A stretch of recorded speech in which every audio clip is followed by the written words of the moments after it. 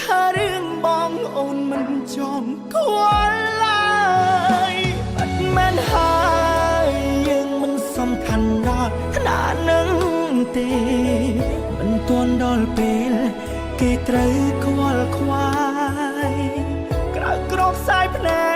កមើលយូរកាន់តែឆ្ងាយគេរាប់ថយក្រោយ3 2 1គេរីករាយលើកកៅជុលខ្សែក្អងក្អានបងវិញហូរទឹកភ្នែកអង្គុយម្នាក់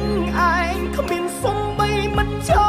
ចែកស្នាមញញឹមលាយទឹកភ្នែកនឹកអូនណាំងដឹងទេ